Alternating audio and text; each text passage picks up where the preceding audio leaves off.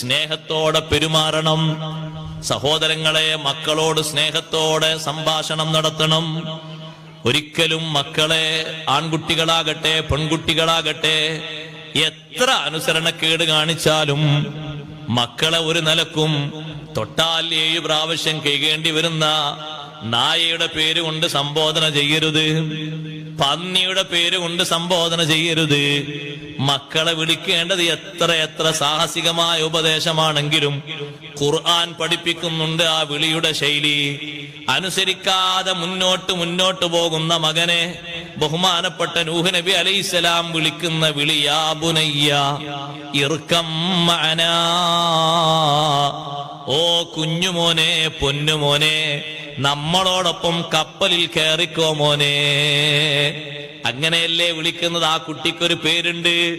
മുങ്ങിപ്പോകുന്ന ആ കുട്ടിക്ക് കൻആൻ എന്നൊരു പേരുണ്ട്. കൻആനെ എന്നല്ല നൂഹ് നബി അലൈഹിസ്സലാം വിളിച്ചത്. കുരുത്തം കെട്ട മോനെ എന്നല്ല വിളിച്ചത്, പറഞ്ഞാ കേക്കാത്തോനെ എന്നല്ല വിളിച്ചത്, വേറൊരു ഭാഷയിലുമല്ല. യാ ബുനയ്യ, എന്റെ പൊന്നുമോനെ, എന്റെ കുഞ്ഞുമോനെ. ഒരു കാര്യം അഭ്യർത്ഥിക്കുമ്പോ, സ്നേഹത്തോടെ ഉപദേശിക്കുമ്പോ ആ ഉപദേശം തട്ടേണ്ടത് അവരെ മനസ്സിലേക്കാണ്, ബാഹ്യതലത്തിലേക്കല്ല. ഉൾക്കൊള്ളേണ്ടത് അവര് മാനസികമായിട്ടാണ്. ആ ഉപദേശമേ നിലനിൽക്കൂ. ഭൗതികമായിട്ട് ബാഹ്യമായിട്ട് സ്വീകരിക്കുന്ന ഉപദേശം അതിന് സഹോദരങ്ങളെ പരിധിയുണ്ട്, പരിമിതിയുണ്ട്. കുറച്ചു കാലം കഴിയുമ്പോൾ ഇല്ലാതെയായി പോകും. അതേ സമയത്ത് നല്ലോണം കേൾക്കുന്ന ഉപദേശമാണോ, ആ ഉപദേശം പിന്നീട് തിരുത്തേണ്ടി വരില്ല. അതിന് സ്നേഹത്തോടെയുള്ള തലക്കെട്ട് വേണം. ലുഖ്മാനുൽ ഹക്കീം റളിയല്ലാഹു അൻഹു സ്വന്തം മകനെ ഉപദേശിച്ച ഉപദേശം അല്ലാഹു ഖുർആനിലൂടെ പറയുന്നുണ്ട്. ആ ഉപദേശത്തിന്റെ തലക്കെട്ട് മുഴുവനും യാ ബുനയ്യ, കുഞ്ഞുമോനെ, പൊന്നുമോനെ എന്ന വിളിയാണ്. യാ ബുനയ്യ ഇന്നഹാ ഇൻ തകു മിസ്ഖാല ഹബ്ബത്തിൻ മിൻ ഖർദൽ ഫതകുൻ ഫീ സഖറത്തിൻ ഔ ഫിസ് സമാവാതി ഔ ഫിൽ അർളി യഅതി ബിഹല്ലാഹ്. നീ ഒരു ചെറിയ നന്മ ചെയ്താലും ചെറിയ തിന്മ ചെയ്താലും അത് നഗ്നനേത്രങ്ങളെ കൊണ്ട് കാണാനില്ലാത്ത അത്രയും ചെറുതാണെങ്കിലും റബ്ബ് സുബ്ഹാനഹു വ തആല അത് അറിയും. നീ ഒരു പാറക്കല്ലിന്റെ ഉള്ളിൽ പോയി മറഞ്ഞിരുന്നിട്ടാണ് ഒരു നന്മ ചെയ്തതെങ്കിലും ഒരു തിന്മ ചെയ്തതെങ്കിലും യഅതി ബിഹല്ലാഹ്, റബ്ബ് സുബ്ഹാനഹു വ തആല അത് അറിയും. അല്ലാഹു തആല ആ വിഷയം കറക്റ്റായി അറിയും. ഇന്നല്ലാഹ ലതീഫുൻ ഖബീർ. അല്ലാഹു തആല നഗ്നനേത്രങ്ങളെ കൊണ്ടോ ഉപകരണങ്ങളെ കൊണ്ടോ കണ്ടെടുക്കാൻ കഴിയാത്ത വസ്തുക്കളെയും സൂക്ഷ്മമായി അറിയുന്നവനാണ്. ഖബീറുൻ, മനസ്സിന്റെ ഉള്ളിലുള്ള ആന്തരിക രഹസ്യങ്ങളെ വളരെ കൃത്യമായി വസ്തുനിഷ്ഠമായി അറിയുന്നവനാണ്. വലിയൊരു ഉപദേശം. ആ ഉപദേശം സ്വീകരിക്കുന്നതിന് മകനെ വിളിച്ചത് യാ ബുനയ്യ. അനുസരണക്കേടുള്ള മകൻ ഉപദേശം കേട്ട് നന്നായി അള്ളാഹുവിന്റെ ഔലിയാക്കളെ കൂട്ടത്തിൽപ്പെട്ടൊരു വലിയായി മാറിയത്.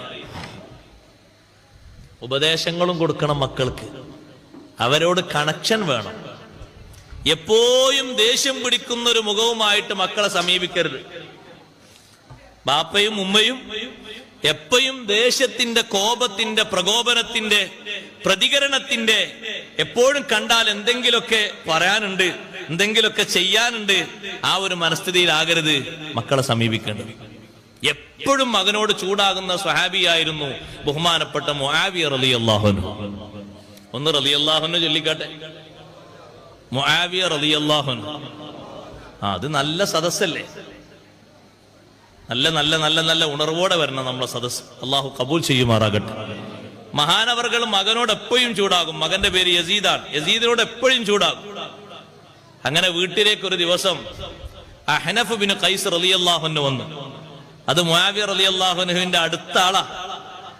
അഹ്നഫ് ബിൻ ഖൈസ് റളിയല്ലാഹു അൻഹു വന്നപ്പോ രണ്ടുപേരുടെയും സംഭാഷണം മകൻ അപ്പുറത്തുനിന്ന് വീക്ഷിക്കുന്നുണ്ട്. ബാപ്പയും കൂട്ടുകാരനും സംഭാഷണം നടത്തുന്നത്. വാപ്പ ചോദിച്ചു, മുആവിയ റളിയല്ലാഹു അൻഹു അഹ്നഫ് റളിയല്ലാഹു അൻഹു ചോദിക്കാണ്, ഈ മക്കളെ പറ്റി നിങ്ങളെ വീക്ഷണം എന്താന്ന് വെച്ചു. അപ്പൊ മഹാനവറുകൾ പറഞ്ഞു, മക്കളോ അവര് ഇമാദു ലുഹൂരിന വസിമാറു ഖുലൂബിന, നമ്മുടെ അവലംബമാണ് നമ്മുടെ മക്കൾ. അങ്ങനെ കാഴ്ചപ്പാടില്ലേ പലർക്കും, നമ്മുടെ അവലംബമാണ്. എന്തെങ്കിലുമൊക്കെ ഒരു വിഷയങ്ങൾ വരുമ്പോ നമുക്ക് താങ്ങും തണലുമായി നിൽക്കാനുള്ളവരാ നമ്മുടെ മക്കൾ. നമ്മുടെ ഹൃദയത്തിന്റെ പ്രതിഫലനങ്ങളാണ്. നമ്മൾ അവരെ സ്നേഹിക്കുന്നത് മാനസികമായിട്ട്, നമ്മുടെ മനസ്സിന്റെ അടിത്തട്ടിലാണ് അവരെ സ്നേഹിക്കുന്നത്.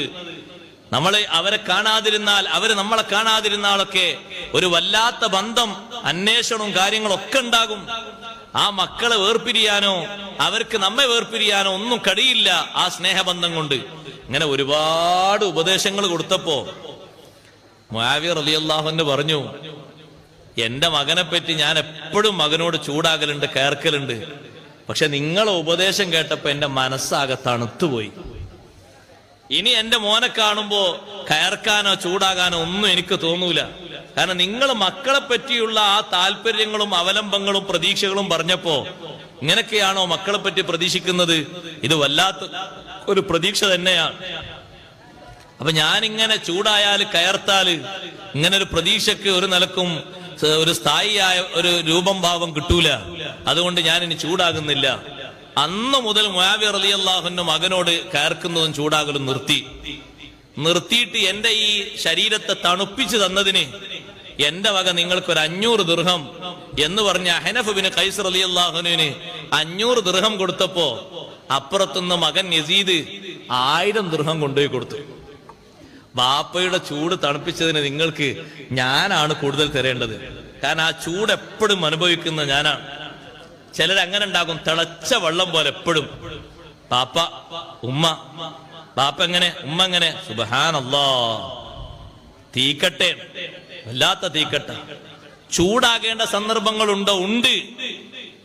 ചില വിഷയങ്ങൾ കർശനമായി ഉപദേശിക്കുമ്പോ അപ്പോഴും സഭ്യേതര പ്രയോഗങ്ങൾ നടത്തരുത്. ഇസ്ലാമിന്റെ ശൈലിയും കാഴ്ചപ്പാടും അങ്ങനെയാണ്. കാരണം നമ്മൾ ഉപദേശിക്കുന്നവർ സ്വീകരിക്കാനാണ്. നമ്മൾ ആദ്യം തന്നെ കുട്ടികളെ വിളിക്കുന്നത്, ആദ്യം തന്നെ മക്കളെ വിളിക്കുന്നത് ചെയ്ത്താനെന്നാണെങ്കിൽ പിന്നെ ചെയ്ത്താൻ തന്നെ ആയിരിക്കും. ആദ്യം തന്നെ വിളിക്കുന്നത് കൽബേന്നാണെങ്കിൽ പിന്നെ അത് കൽബായിരിക്കും. അപ്പൊ നമ്മൾ ആ കൽബിന്റെ വാപ്പയെന്ന് കൂട്ടിയാൽ മതി. വലിയ കൽബ് അങ്ങനല്ലേ? നായന്റെ വാപ്പക്കും നായന്റെ തള്ളക്കും വലിയ നായ വലിയ തള്ളാന്നല്ലേ പറയാം. അതേ രൂപത്തിലല്ലേ പിന്നെ കൂട്ടേണ്ടത്. അങ്ങനെ വിളിക്കാൻ പാടില്ല. എത്ര അവരനുസരണക്കേട് കാണിച്ചാലും അവരെ വിളിക്കേണ്ടത് അങ്ങനെയാണ്. പിന്നൊരു കാര്യം കൂടി പറയട്ടെ, മക്കളിൽ നിന്ന് എന്ത് അനുസരണക്കേട് വന്നാലും ബാപ്പമാരോട് ഉമ്മമാരോട് നിർദ്ദേശമുണ്ട്, പ്രതികൂലമായി പ്രാർത്ഥിക്കരുത്. ചില ബാപ്പാർക്കും ഉമ്മാർക്കും അങ്ങനെ തോന്നലുണ്ട്, നമ്മളെ ദുആ അങ്ങനെ ഉണ്ട്. സത്യത്തില് നമ്മളെ ദുആ അല്ലാഹു തആല വേഗം സ്വീകരിക്കണ ദുആയാണ്. അതുകൊണ്ട് ഇന്നെ അങ്ങനെ വിഷമിപ്പിച്ച, അങ്ങനെ ബുദ്ധിമുട്ടാക്കിയ മോനെ വെറുതെ വിട്ടാ പറ്റൂല, ഒന്ന് ദ്വാരുന്നിട്ട് ഓനെ പാഠം പഠിപ്പിക്കണം. ആ ചിന്ത സ്നേഹത്തിനെതിരാണ്. നന്നായി കിട്ടാൻ അത് വരക്കേണ്ടത്. എത്ര നെറുകേട് കാട്ടിയാലും നന്നായി കിട്ടാൻ അത് വരക്കേണ്ടത്. എതിരായി ദ്വാരുന്നേ പിന്നെ നന്നാക്കാൻ കഴിയൂല. അത് കേടായാലും പിന്നെ ആർക്കാ നന്നാക്കാൻ കഴിയാ? അബ്ദുല്ലാഹിൽ മുബാറക് റളിയല്ലാഹുവിന്റെ അടുക്കലേക്ക് ഒരു മകനെ കൊണ്ടുവന്നു വാപ്പ. ഈ മകൻ എന്ത് പറഞ്ഞിട്ടും അനുസരിക്കുന്നില്ല, ഇവനൊന്ന് ഉപദേശിക്കണം എന്ന് പറഞ്ഞിട്ട്.